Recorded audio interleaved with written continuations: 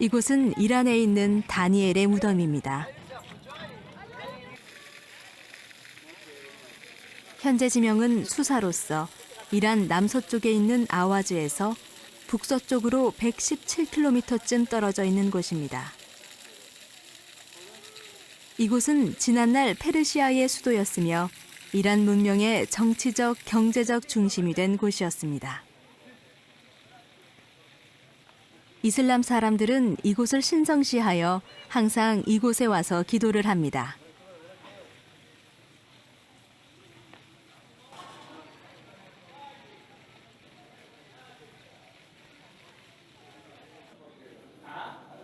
그는 당시 인본주의의 대표적인 나라 바벨론의 포로로 잡혀왔지만 천국 백성의 정체성을 지키기 위해서 목숨을 바칠 각오를 했던 사람입니다. 결국 다니엘 앞에 바벨론 왕이 엎드려 절을 하는 승리의 사람이 되었습니다.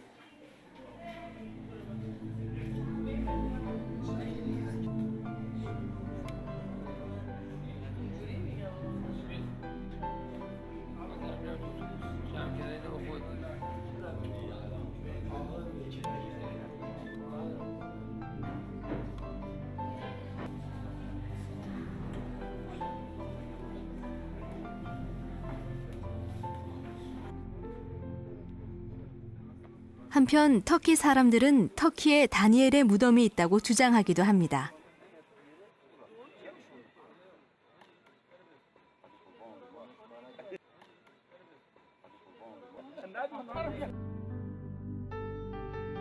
이곳은 그의 무덤이라고 주장하는 현장에 있는 터키의 산누울파입니다.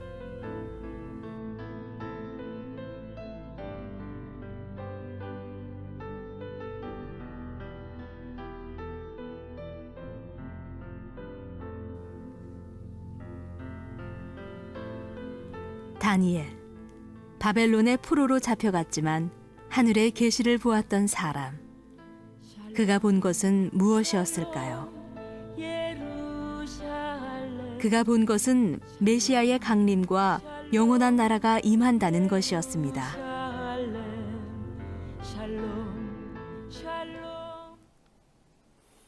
안녕하세요. 김성길 목사와 함께하는 천국 이야기 시간 38번째 시간입니다. 이 시간에는 다니엘 선지자에 관한 이야기를 함께 하려고 합니다. 자, 여러분, 다니엘 그러면 무엇이 떠오르십니까? 정말 할 말이 많은 사람이 바로 다니엘입니다. 다니엘서라는 책은 우리가 여러 가지 부분에서 연구할 아주 내용이 많은 책이죠.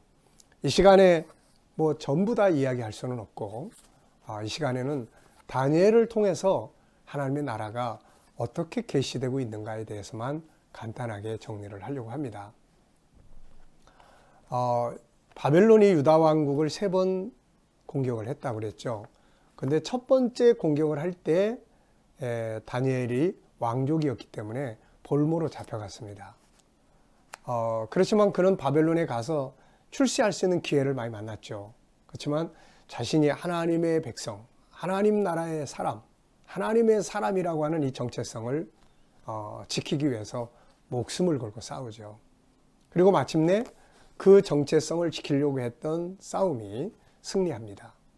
이 일을 통해서 느부갓네살, 바벨론 제국의 왕인 느부갓네살이 자기 보좌에서 내려와서 다니엘에게 엎드려서 절을 하는 위대한 장면이 나오죠.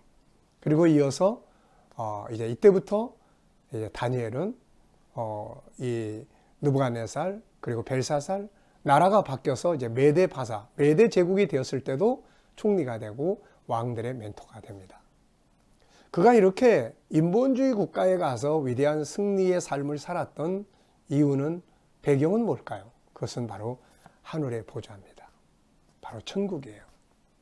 늘 기도하는 가운데 다니엘에게는 하늘 문이 열렸습니다. 그래서 다니엘서 7장 9절로 10절에 보면은 그가 하늘의 보좌를 봅니다. 거기서부터 세상 나라를 통치하는 하나님을 보게 되죠. 그래서 하나님께서 이 바벨론 제국에서부터 미래의 역사를 쫙 다 보여주십니다.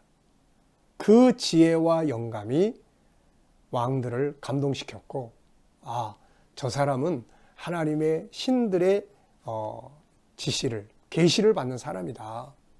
그래서 뭐 문제 생기면 다니엘에게 와서 묻고 답을 얻으려고 하면서 그를 멘토로 삼았던 것이죠. 다니엘의 승리의 배경, 그것은 바로 하늘의 나라입니다. 특히 다니엘서 속에는 다니엘 그 시대로부터 시작해서 미래가 펼쳐집니다. 예, 미래가. 그래서 이제 그 나라, 이 다니엘 시대에 이스라엘 백성들이, 유다 백성들이 돌아간다는 거, 돌아가서 성전 짓는다는 거, 그리고 예수님 출임하신다는 거, 그리고 예수 그리스도가 십자가에 죽으신다는 거, 그리고 그 이후에 예수님 재림하신다는 거, 그리고 하나님의 나라가 임한다는 것, 이것을 보여주고 있는 것이죠.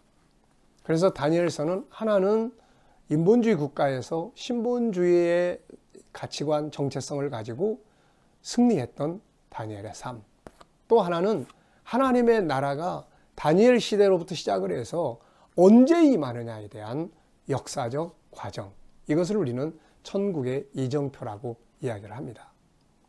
이것이 다니엘서 2장, 7장, 8장, 9장, 10장, 11장, 12장 총 12장 중에서 개인에 관한 내용이 5장, 천국의 이정표에 관한 이야기가 7장이 등장을 합니다. 다니엘은 포로로 잡혀 있으면서 자신을 위해서 기도했고, 그리고 자기 백성들을 위해서 기도했습니다. 그리고 예루살렘의 회복을 위해서 계속 기도했어요. 그런데 하나님께서는 예루살렘의 회복을 위해서 기도하던 다니엘에게 예루살렘의 실물이 되는 영원한 예루살렘의 회복을 보여주셨던 거예요. 다니엘은 모형을 위해서 기도했어요. 그런데 하나님은 그 예루살렘의 실물이 되는 그 나라가 임하는 데까지의 역사를 쫙 보여주셨습니다. 참 멋진 책이죠. 그래서 우리가 다니엘서를 잘 연구하면 지금 우리가 사는 시대가 어디를 통과하고 있다는 걸 알 수 있습니다. 앞으로 어떻게 될 것인지를 알 수 있습니다. 우리가 이제 이렇게 천국 공부를 다 마치면 그 다음에 정리할 것이 바로 천국의 이정표입니다.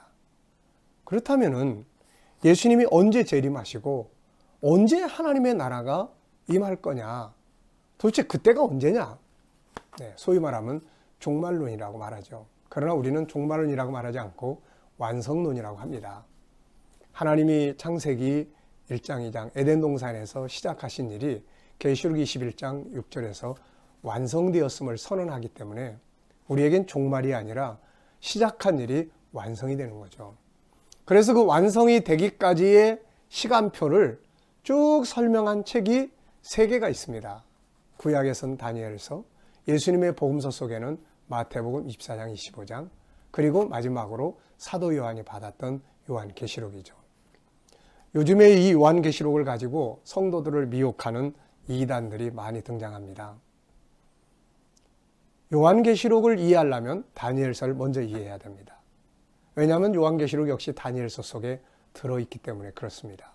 그래서 다니엘서, 마태복음 24장, 25장, 그리고 요한계시록을 통틀어서 우리는 천국의 이정표라고 이야기를 합니다. 바로 그 천국의 이정표를 다룰 때 가장 먼저 다뤄야 될 책이 다니엘서입니다. 그래서 우리가 천국의 이정표를 다루게 될 때 다시금 다니엘서를 깊이 살펴보도록 하겠습니다. 여기서는 다니엘이 바벨론에 가서 천국인의 정체성을 가지고 승리했는데 그 승리의 배경이 바로 하나님의 나라, 천국의 보좌, 거기서부터 오는 하나님의 보좌에서부터 오는 지혜와 영감, 미래까지 쫙 바라볼 수 있는 그 지혜를 가지고 바벨론에서 승리한 거죠. 그리고 다니엘서는 이 같은 현존하는 하늘의 나라뿐만이 아니라 다니엘 그 시대로부터 시작해서 쭉 설명이 되어 있어요. 미래 돌아간다, 성전 지어진다, 수룹바벨 시대, 그러고 난 다음에 메시아 초림하신다. 그리고 그 다음에 예수 그리스도의 십자가 죽으심, 그 다음에 예수님 재림한다. 그리고 하나님의 나라, 영원하고 영원하고 영원한 나라가 임한다. 다니엘서 7장 13절로 14절 말씀을 보면은 우리 주님께서 구름 타고 강림하시고 이제는 그의 나라가 이루어지는데 그 나라는 영원하고 영원하고 영원하리라고 선포를 하고 있습니다. 여러분, 포로로 잡혀가 있으면서 그의 꿈과 희망은 세상 나라에서 출세하고 성공하고 총리되고 이런 거 아니었습니다. 그의 마음속에는 영원한 나라, 영광의 나라, 다시 오실 예수 그리스도 그분으로 말미암아 이루어질 하늘의 나라에 대한 간절한 소망이 그의 중심 속에 있었던 것이고 이것이 세상을 이기는 힘이 됐던 것입니다. 오늘 우리들 속에도 바로 이 같은 하늘의 나라, 하나님의 나라가 우리 속에 중심이 탁 잡혀서 그 나라를 소망하는 힘을 가지고 이 세상을 승리할 수 있기 바랍니다. 감사합니다.